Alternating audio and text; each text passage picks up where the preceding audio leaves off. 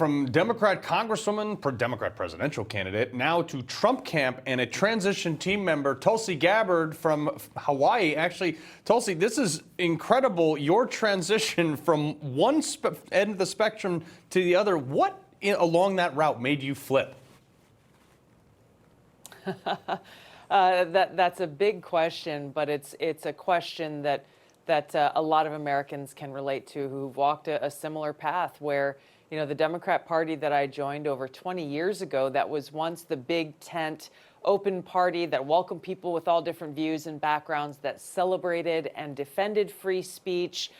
It was the party of the working people fighting for men and women across this country, a party that defended civil rights and civil liberties.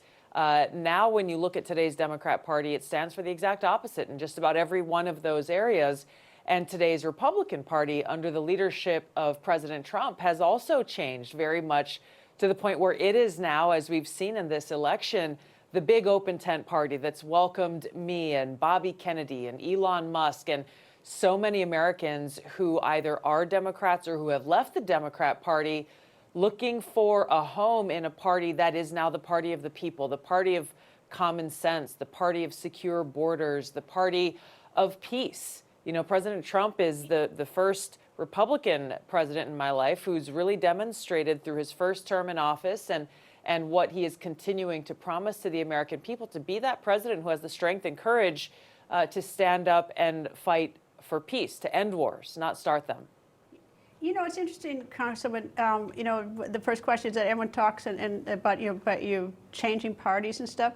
Actually, as I was sort of sitting here listening to you talk, and I've covered you for 15 years when you were here in Washington, I don't know that you have changed. I think what has happened is that the party changed, because I'm going through my mind to think whether I have a list of, Tulsi Gabbard said something one year and said something another year. I don't, and I could Google a little bit but I'm not so sure you've changed. Yeah, Greta, you're right. You know, the nuances of different policies and challenges, sure. You know, how we tackle the health care, the sick care crisis we face in this country.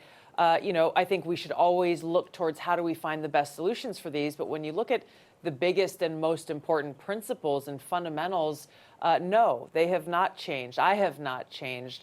I've always been an independent-minded person who puts the interests of the American people and our country first.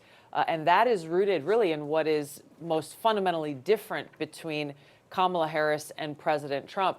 And those are the principles of freedom, our God-given rights and freedoms enshrined in the Constitution.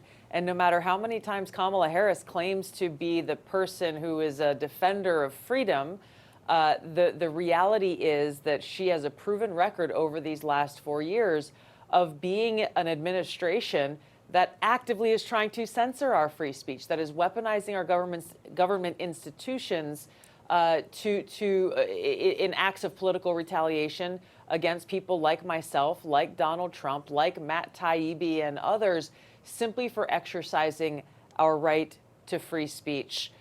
This is why I believe so strongly, and this is the message we've been carrying across the country as I've been campaigning, urging voters to support Donald Trump, is that this election is not about Democrats or Republicans or left versus right or simple disagreements on how to solve some of the challenges we face. It goes much deeper than that, in that, very simply, a Kamala Harris presidency would be a presidency of tyranny, more poverty and hardship, and war, and more war, whereas President Trump's candidacy and his record is about freedom and peace and prosperity. Yeah. Do you want more government, less government? I think that's what it comes down to. Tulsi Gabbard, pleasure to have you on as always.